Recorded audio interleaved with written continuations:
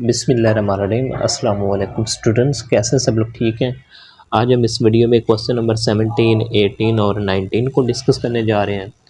तो स्टूडेंट्स, किसी भी फंक्शन का अगर आपने रिलेटिव मैक्सिमा, रिलेटिव मिनिमा या सैडल पॉइंट चेक करना हो तो उसके लिए हमें क्या काम करना पड़ता है। आपने क्वेश्चन को स्टेप बाय स्टेप समझना है।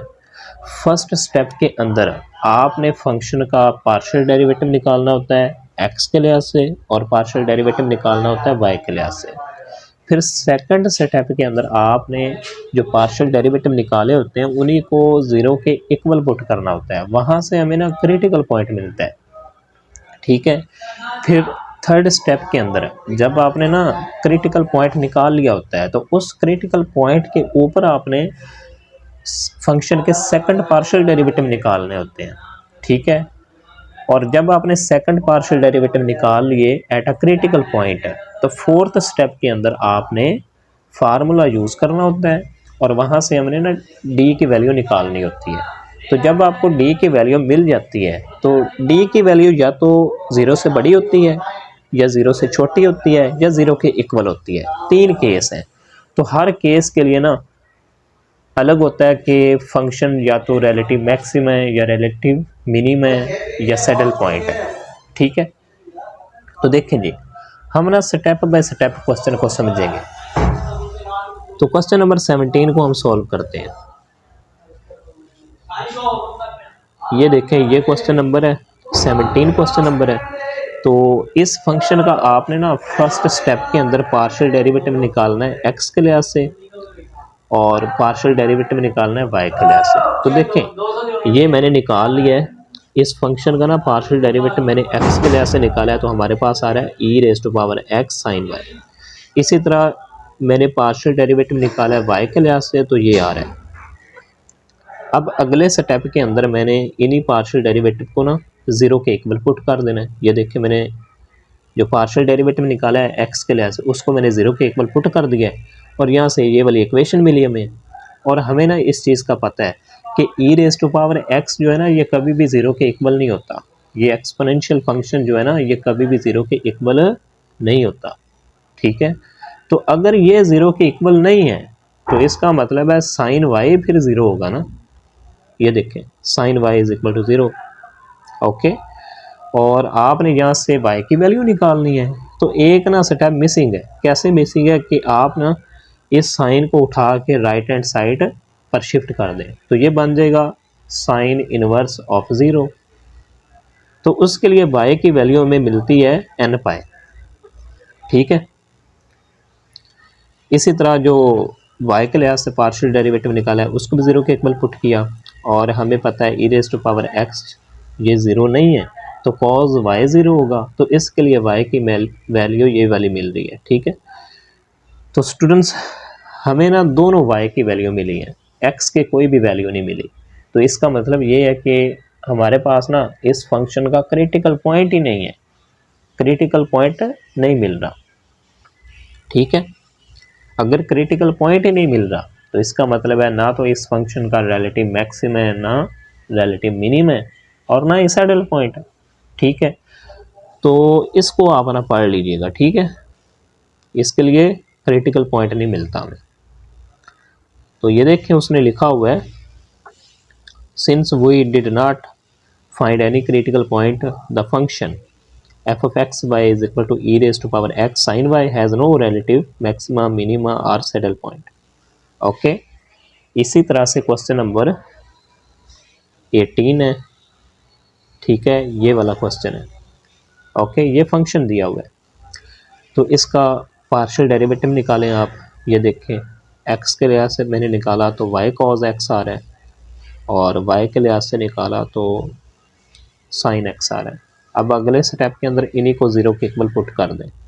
ये देखें, एक ये इक्वेशन बन रही है। ठीक है। तो आप देख सकते हैं for this equation y is equal to zero और cos x is equal to zero. तो हमारे पास x की वैल्यू क्या मिल रही है, π/2 + n pi where n is an integer. ठीक है। इसी तरह जो y के लिहाज से आपने पार्शियल डेरिवेटिव निकाला है उसको ज़ीरो के इक्वल पुट किया तो ये वाली इक्वेशन बनी और यहाँ से x की वैल्यू n पाई मिल गई।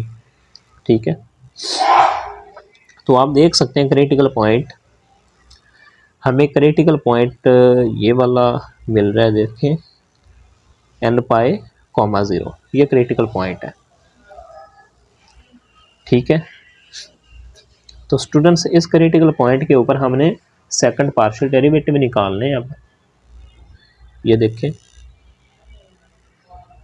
ये मैंने सेकंड पार्शियल डेरिवेटिव निकाला है x के लिहाज से और ये y के लिहाज से सेकंड पार्शियल डेरिवेटिव निकाला है। तो इसी तरह आपने ना ये जो मिक्स्ड हम निकालते हैं partial derivative, second partial derivative, ये आप लोगों ने फाइंड कर लेना है, वो स्टेप यहाँ से मिसिंग है। ठीक है, ये देखें, ये फार्मूला जो हमने यूज़ करना है ये वाला। ठीक है, तो मैंने ना वैल्यू निकाल के ये पुट कर दी हुई है। ठीक है, पुट करेंगे तो हमारे पास बन रहा है माइनस कॉस एक्स का स्क्वायर। ठीक है,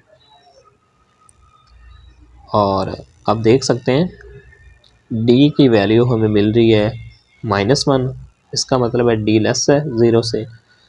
तो each critical point n pi 0 is a saddle point. ठीक है, तो ये जो पॉइंट है जहाँ पे फंक्शन, ये सैडल पॉइंट है। ठीक है, तो आप सिंपल लिख देंगे the function f of x y is equal to y sine x has saddle point at n pi 0 for all integer n। इसी तरह क्वेश्चन नंबर 19 है, ये देखें, आपने ना पार्शियल डेरिवेटिव निकाल लेने हैं। ये देखें, ये है फंक्शन का पार्शियल डेरिवेटिव x के लिहाज से। ठीक है, इसी तरह पार्शियल डेरिवेटिव आपने y के लिहाज से निकालना है, तो ये वाला आ जाएगा।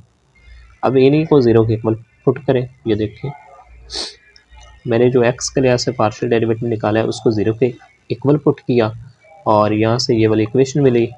तो एक्सपोनेंशियल फंक्शन जो है ये 0 नहीं है, तो देन फिर 2x + 2y ये 0 होगा और यहाँ से x की वैल्यू -1 मिली।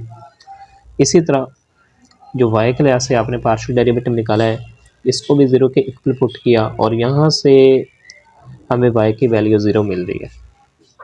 तो क्रिटिकल पॉइंट हमारे पास आ चुका है -1, 0। ठीक है, ये क्रिटिकल पॉइंट है। अब इसके ऊपर सेकंड पार्शियल डेरिवेटिव निकालने हैं हमने। ये देखें, थोड़ी सी सिंप्लीफिकेशन ही है। ठीक है, ये मैंने पार्शियल डेरिवेटिव निकाला है x के लिहाज से सेकंड पार्शियल डेरिवेटिव। ठीक है, ये देख लें आप, तो इसकी वैल्यू ये वाली आ रही है। इसी तरह आपने सेकंड पार्शियल डेरिवेटिव y के लिहाज से निकालना है, तो उसकी वैल्यू ये वाली आएगी। ठीक है, देन आपने ना इस पॉइंट के ऊपर निकालना होता है ना सेकंड पार्शियल डेरिवेटिव, यानी कि ये वाला पॉइंट सेकंड पार्शियल डेरिवेटिव के अंदर पुट करना होता है।